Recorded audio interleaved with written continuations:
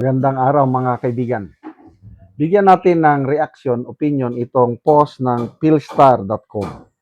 Just in. Alleged bagman of Sara Duterte, Ramel Madriaga, says that Duterte did not finish the OBP confidential funds in just 11 days as was previously believed.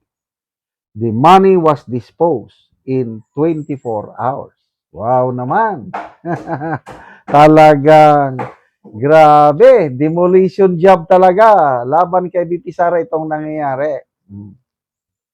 Kasi nung unang issue niyan is, bakit naubos nyo, na-clear nyo in 11 days? Okay, ako, naging unit commander ako. May mga matatanggap kaming pondo. Lalo na yung end of year na, December. Talagang mapipilitan kaming i-clear. Paano i-clear? Ayun. Mag-submit ng clearing documents, mga resibo, whatsoever yan. I-submit. Kasi pag hindi namin ma-clear yung pondo na yon, yung pondo, kailangang ibabalik namin sa National Treasury. Kailangan ng aming unit. Kaya ako, nakasubok ako niyan. Gumagawa kami ng paraan, i-clear namin, mag-submit, kailang ang kwarta nandun pa rin. Gagamitin na namin. So, na-clear na namin, December na. Pagdating ng January, February, gagamitin na namin yun. At least cleared na. Nakaranas ako niyan. Kaya, naiintindihan ko yung kalagayan ni BP Sara kasi nangyari din yan sa akin as a commander. Itong ginawa kay BP Sara, patibong ito eh. Talagang plinano nila para mapabagsak nila si BP Sara. Sinadya nila na bigyan si BP Sara ng confidential funds kailang end of the year na. Kaya yan, tuloy. May issue laban sa kanya. But then, matagal na yan hanggang ngayon, namamayagpag pa rin. Namamayagpag pa rin si BP Sara. Siya pa rin ang most trusted, pinaka-highest rating among top government officials. Anong ibig sabihin yan? Hindi na gumagana yung nawalan na ng visa yung ganyan na confidential funds na ubos nila in 11 days. Wala na yan. Gas-gas na yan.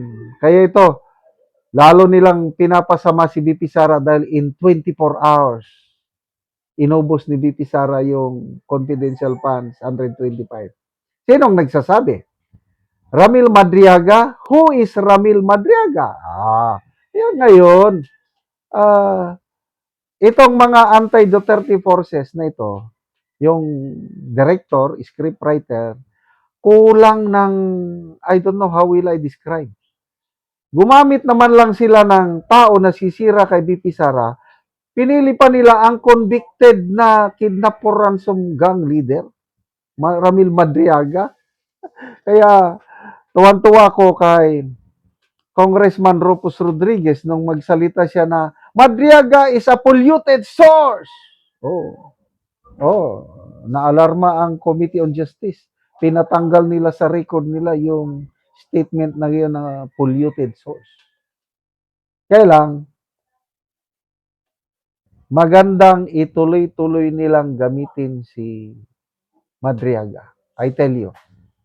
Ngayon, ginagamit na nila just to destroy the image, credibility of BP Sara. But to me, hindi na yung mag-e-effect. Gas-gas na. Kung plaka pa yan, gas-gas na. Ginagawa ng Kamara is trial by publicity. Yan ang opinion ko. Sisirain nila. Kaya, 4 na trial dates, pangalawa na ngayon. May pangatlo, pang-4 pa. Marami pa silang ilalabas. May nabasa ko nun, pati daw si Trillanes magsasalita rin eh.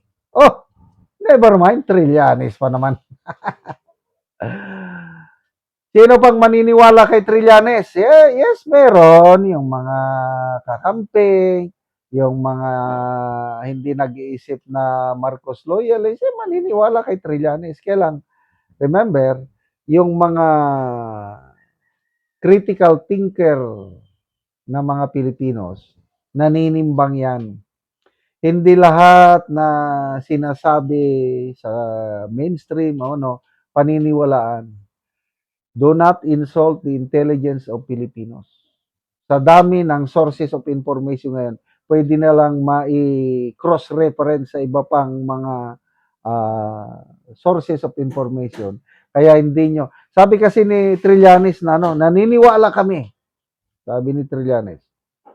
Kahit hindi namin makonvict si BP Sara, kailan kung maipalabas namin si Madriaga at iba pang mga ebidensya laban sa kanya, I believe ng taong bayan hindi makakalimot na magnanakaw si BP Sara. Oh, come on. Tingin ni Trillanes sa sarili niya, napaka malinis. Yeah, malinis maglaro, malinis gumawa ng script. So, ano ba? Hanggang Madriaga na lang ba kayo? Ano pa bang mga ilalabas nilang ito na. Babantayan natin yung mga bank records. Makaka-produce ba sila ng bank records? Makaka-produce ba sila ng income tax return ni BP Sara? Kasi yan ang very critical eh. Mabilis si Attorney Manscarpio nagsampa na siya ng kaso sa Regional Trial Court at inaksyonan na ng Regional Trial Court.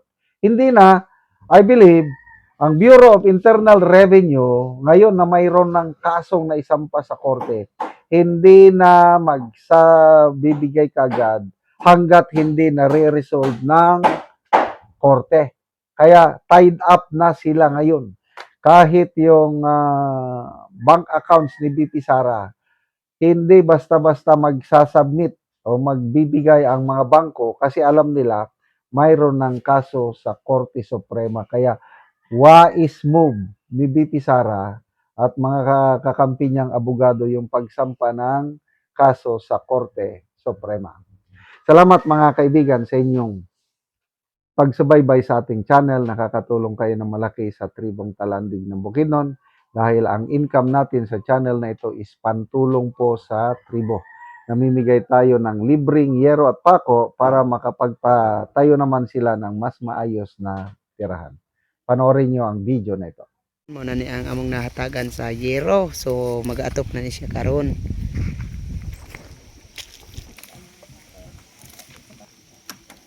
So muna ni ang iyang pag-aatopan karon. So muna ni ang ilang kahintang.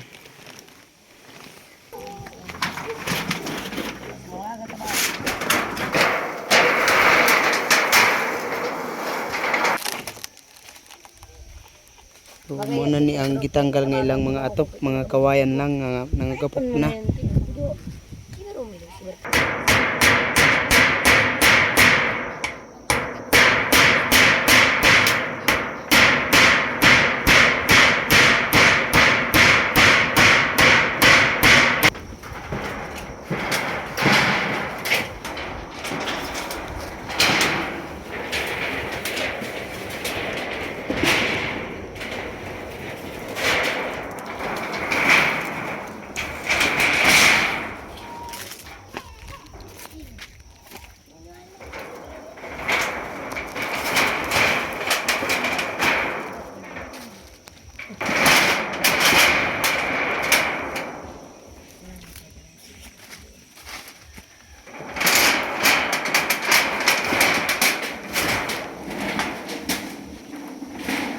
O karon human na gyud ang pag-atop, ang gihatag namong nga yero. Kita gid nato nga maayo na nga tan-awon. Sin nga gihatag sa Ginoo nga nakatop ra gyud ko kay sa una nga panahon nga kawayan ra akong atop nga nalata na, pero karon salamat kaayo kay natagaan ra kong sin nga nailisan ra gyud akong atop og sin. Salamat kayo. Pero nga dili na gyud mo maulanan. dili na gyud mi maulanan kay na ilis dan na og sin among atop nga kawayan. So pila to ka tuig na ang imong atop nga kawayan lang? Mga pila ni iPad Paano na ba ito? Iglalimon yan. lalima. Lima na ka tuig. Oo. So salamat kayo. So, na ilis din na gyud akong atop nga kawayan sa sin. O na iulan gyud. Sige, salamat.